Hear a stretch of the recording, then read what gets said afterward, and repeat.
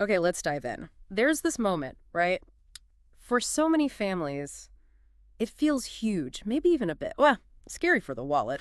Adding a teenager to the car insurance, Oh, absolutely. If you're kind of bracing for higher premiums, you're definitely not alone there. it's a big change. Not just, the independence for the teen, but for the family budget, too. Exactly. Those costs can really jump out at you if you haven't planned for it.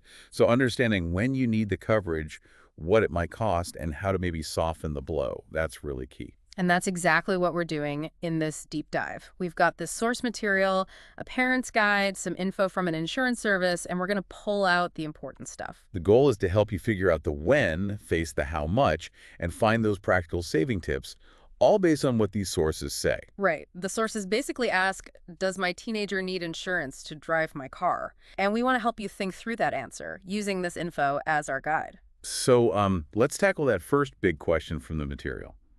When does your teen have to be on your policy? Okay, this is where it gets a bit, specific. The sources say the rules really change depending on your state, especially with learner's permits. Hmm. Some states are like, okay, they can drive on the permit under supervision. Maybe they don't need to be listed just yet because there's always that licensed insured adult there. Right, because the experienced driver is technically the one responsible in that moment. And this is crucial. Yeah, the sources are super clear here. Universally, no matter the state, once that teen has their official driver's license, they must be on your insurance, period. Got it. License equals policy time. No wiggle room there. No wiggle room. But the sources also mention a couple of situations where maybe, even with a license, they don't need to be on your policy. Seems intuitive. That's right. First one's pretty simple. If your teen just isn't driving your car Yeah. at all, even with the license, Okay. maybe they don't have access, maybe you've decided to wait, whatever the reason. If they're not driving the insured car, no need to add them to that specific policy. Makes sense. And the second situation.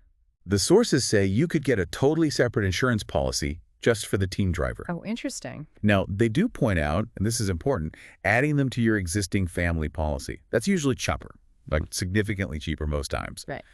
But getting them their own policy is still presented as an option. Maybe for specific family reasons or logistics.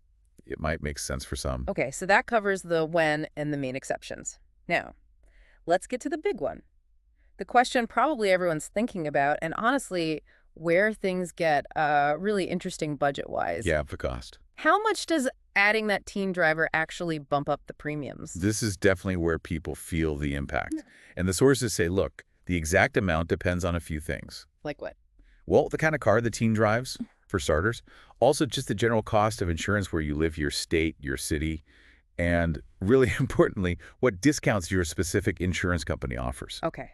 And to make this real, our sources gave us some hard numbers, specific examples from Alameda, California, using 2022 rates. Yeah, they set up this comparison. A married couple with full coverage versus that same couple plus a teen driver. And they kept things consistent. Same cars, parents with lots of driving experience, like 40 plus years. Right, standard mileage, and crucially, no tickets or accidents for anyone before adding the teen. They looked at 3 different anonymized insurance companies. So what did the numbers show before any discounts? Okay, get ready. Company 1. The couple alone paid $4,373 a year. Add the teen. It jumps to $7,226. Wow. That's that's a jump, almost $3,000 more. exactly. Company 2 started at $2,676 for the couple with the teen. $5,372. Doubled. Basically doubled. Pretty much. And Company 3 went from $3,151 up to $6,073 after adding the teen. Okay, so these examples really drive it home. We're not talking pocket change.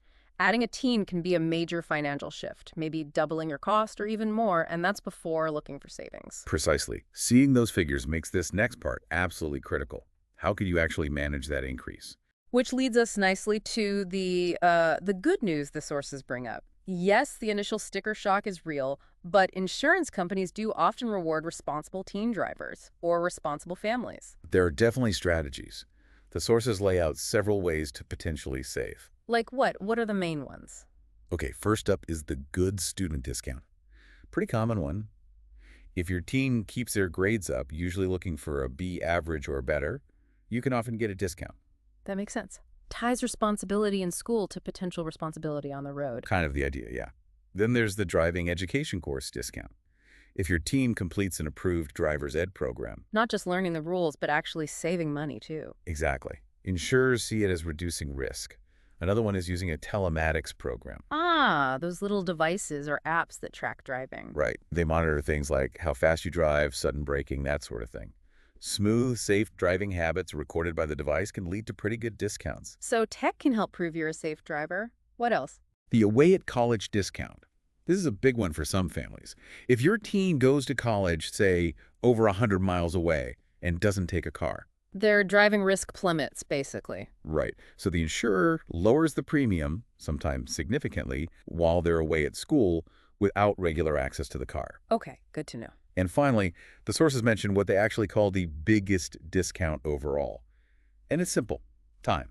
Time. Just waiting. Well, yes. Rates generally start to go down each year after age 16.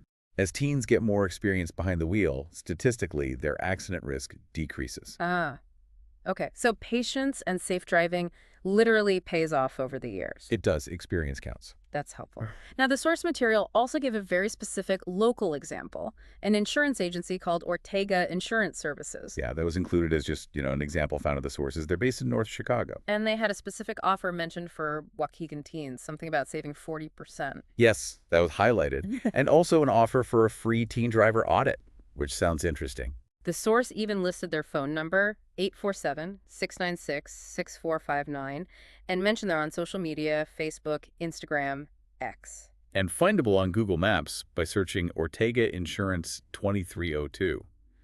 It seems like they're trying to be accessible. Yeah, and they even named staff members Maribel, Yesenia, Jessica, and mentioned an avatar, Rosie Rosita. Gives it a bit of a personal touch, maybe? Seems like it. The sources note they serve Illinois and Wisconsin. And while we're focused on auto insurance, Right, they do other things too. the list included commercial, life, home, renters, boat, pet, even phone insurance. So it's an example of how a local agency might cover a lot of different bases for people in their community. Okay, so pulling all this information together, if you're listening and navigating this, what's the main thing to take away from these sources? The absolute number one point is you have to get your teen covered properly once they're licensed. It's legally required, yes, but it's also about protecting everyone financially during that crucial time they're gaining experience. You want them safe, and you want coverage if something happens. And thinking back to those cost increases we talked about. Right. The sources acknowledge that reality. If that premium hike feels like too much right now, they suggest it's okay to consider maybe delaying the driving for a bit until the finances feel more manageable. It's presented as a valid choice. That's an important point. And they also bring up this angle of responsibility. The sources actually recommend talking openly with your teen about the increased costs. Like involving them in understanding the budget impact. Exactly.